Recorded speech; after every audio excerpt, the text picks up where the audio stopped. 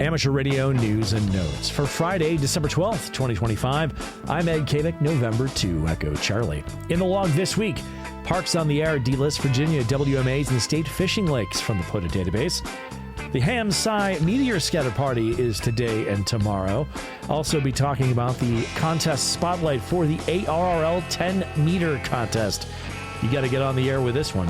Also, the FCC expands access to the 60-meter band. We'll have an MVARC holiday party recap. We'll talk about some MVARC Nets on the air, see what's happening with DX, get a solar activity update, talk about some upcoming contests, and as always, talk about interesting online radio content. As always, links to all reference content can be found in the show notes or at our Substack at mvarc.substack.com. Parks on the Air Virginia Mapping Coordinator Sean Pine, W4BKR, announced on a Facebook post that all state wildlife management areas, WMAs, and state fishing areas in the Commonwealth of Virginia have been inactivated on the POTA.app site. He states that there have been increasing conservation officer contact with activators at many WMAs and most state fishing lakes due to not having a special use permit or SUP. When activators have filed for an SUP, that request has been denied.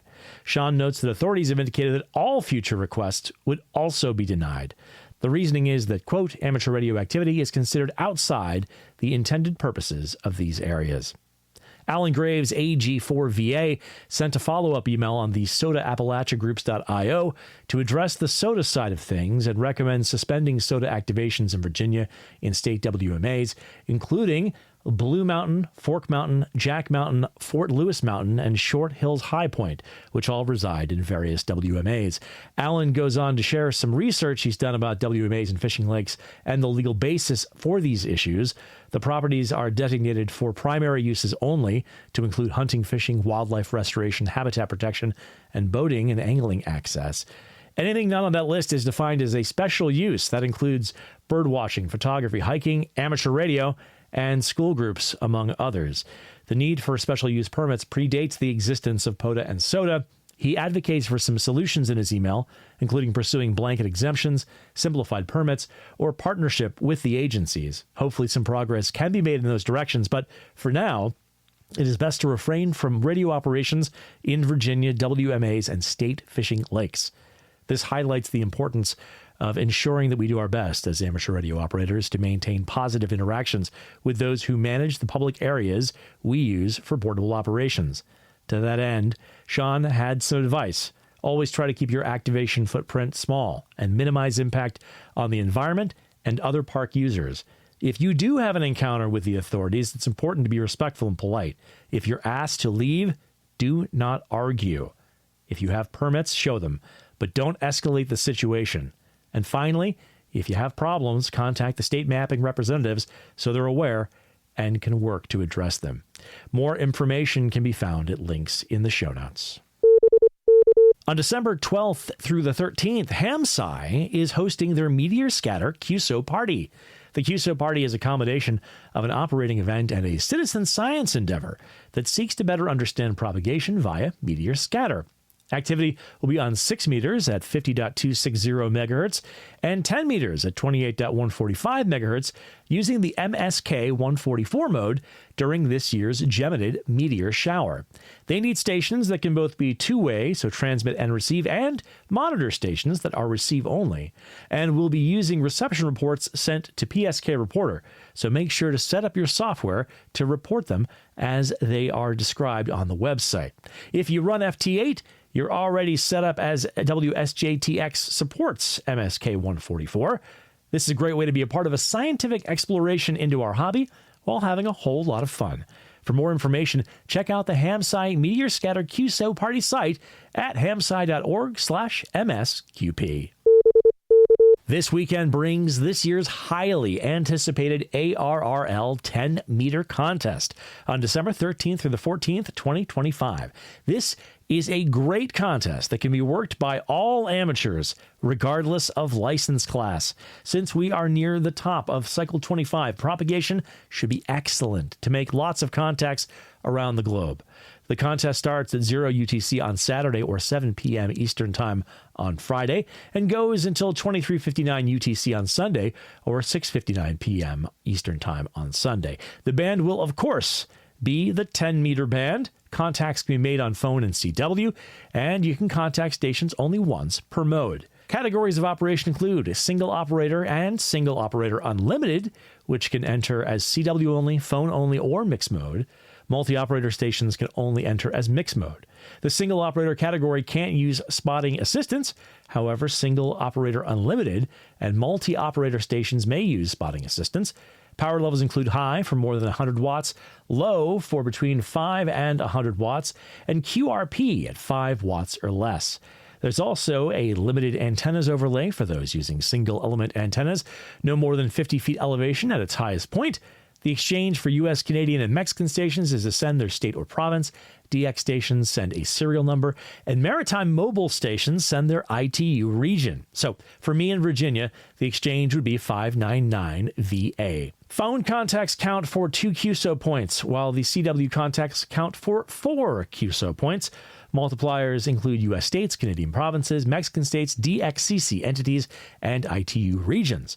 Total score is QSO points multiplied by the sum of multipliers. Logs must be submitted within 7 days of the conclusion of the event, with Cabrillo format logs being the preferred method. This may be one of the last opportunities to work this contest during Solar Cycle 25, so get on the air and have some fun this weekend. Full rules and details can be found at arrl.org/10-meter. Good luck. On December 9th, 2025, the FCC released its report and order FCC 25-60, which, among other actions, expands the amateur radio allocation on the 60-meter band to include a new region of spectrum from 5351.5 kilohertz to 5366.5 kilohertz. This is in addition to the discrete channels already assigned at 5332, 5348, 5373, and 5405 kilohertz. This new allocation harmonizes with the proposal from WRC 15 to allocate it globally in all ITU regions with a maximum of 15 watts, equivalent isotropically radiated power, or EIRP, which is about 9.15 watts effective radiated power, or ERP. This means that inside the new 15 kilohertz allocation, we are limited to 9.15 watts ERP. The FCC decided to limit it to this lower level to protect the federal operations on the band, which are the primary users, and the amateur service is permitted usage on a secondary basis. The 4 channels that are outside this range are still permitted to run at 100 watts. The amendments to the rules should be effective 30 days after their publication in the Federal Register. A full report and order can be found at the link in the show notes, and sections relating to the 60-meter band are on pages 18 to 24 of that document. Additional coverage can also be found at links in the show notes. Last night, we had a great turnout for the annual MVARC holiday party at the Hybla Valley Denny's. We had lots of great conversation and enjoyed each other's company, and we hope that you and yours have an absolutely wonderful holiday season. And now let's talk about some MVARC Nets on the air. We get our 2-meter FM net on Tuesdays at 7 p.m. on the repeater. That is immediately followed by the 2-meter digital net on Yaesu System Fusion C4 FM. On the weekends, we've got the MVARC Slow Speed CW Roundtable on Saturday and Sunday at 7:30 a.m., 3.565 megahertz CW, and that's followed at 8:30 a.m. by the Cherry Tree Net on 3.920 megahertz lower sideband. Well, we always have a good conversation, and you're always welcome to join us. All right, let's take a look at what is happening with DX. There will be a lot of DX on the air this week. Stations on the air include South Sudan, Madagascar, Mali, Colombia, Gabon, Greenland, Gambia, Solomon Islands, Marcus Island and Minami-Torishima Islands, and Antarctica. As always, the calendar of DX expeditions can be found at dxnews.com/calendar. And now it's time for a solar activity update. As we go to press, the Solar Flux Index, or SFI, was 147, and the estimated sunspot number was 123, with 7 numbered sunspot regions visible from Earth. Over the last week, the SFI has decreased. Solar activity has been at moderate levels in the last 24 hours. The geomagnetic field has been at quiet to major storm levels, and the KP index reached 6 yesterday. Solar wind peaked at 500 kilometers a second. Solar activity is predicted to be at moderate levels with a slight chance of an X-class flare Friday and moderate conditions through Sunday. The chance of solar radiation storms at the S1 or greater level is at 10% today, 5% Saturday, and 1% on Sunday. R1 to R2 radio blackouts are likely in the near term with a predicted probability of 65% today, 60% on Saturday, and 55% on Sunday. R3 or greater blackouts are possible, with a 10% chance predicted today and 5% Saturday and Sunday. There's a chance of 6-meter propagation, so keep an eye on the band and spotting clusters to be ready for the next time the Magic Band does its thing. It remains a fantastic time for amateurs to get on the air and work the world. Good sources of real-time solar information include spaceweatherlive.com and solarham.com. A good overview of conditions can be found at dx.qsl.net/propagation. You can see delayer absorption data and associated radio blackouts at the NOAA DRAP page. And to see real-time maximum usable frequency, MUF, and critical frequency FOF2 information from Radio Sun data, visit prop.kc2g.com. And taking a look at some upcoming contests, this weekend brings the ARRL 10-meter contest we spotlighted earlier, as well as the PODXS 070 Club Triple Play Low Band Sprint, the TRC Digi Contest, the SKCC Weekend Sprintathon, the ARI 4080 Contest, the International Naval Contest, the QRP ARCI Holiday Spirit Sprint, and the 4 States QRP Second Sunday Sprint. As always, the K1 USN SSTs, MSTs, and CWTs will also be on the air. The full contest calendar with events and exchanges can be found at contestcalendar.com. And now let's wrap things up with some interesting online radio content. Josh, KI6NAZ, talks about the new 60-meter band allocation. Bob, WV1W, gives his 10 tips for CW head copy. TJ, K9KJ, shows us how to use remote ham radio. Mike, K8MRD, uses IFTX on his iPhone to run FT8 while portable. Thomas, K4SWL, Scott, VA3EKR, and Vlado, N3CZ, activate SOTA together. Walt, K4OGO, builds a portable cubicle quad antenna. Jeff, KF0MYB, and Joe, KF0MYJ, take a look at the radio station in Stranger Things to see how accurate it was. The Smokin' Ape talks counterpoises for end-fed half-wave antennas. Mike, K8MRD, goes over some hacks to elevate your bouthing experience. Mort, G4BSK, looks into fixing his QMX radio. Walt, K4OGO, does balcony portable with a small MA01 antenna system. EarthSky talks about why the earliest sunset isn't usually on the shortest day of the year. Paul, Oscar Mike Zero Echo Tango, shows us how to flash the firmware on the Quansheng UVK1. Michael, KB9VBR, talks about the Virginia POTA State WMA and Fishing Lake removals. Column M0XXT shows us how he fixed his 40-meter four-square antenna system. The broadcast engineer shows us the new Cincinnati Public Radio broadcast studios. Mark, KD7DTS, celebrates his Soda Goat milestone with friends.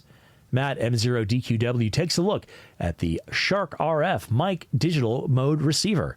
Craig, KM6LYW, gives a 6-month update for his packet radio node.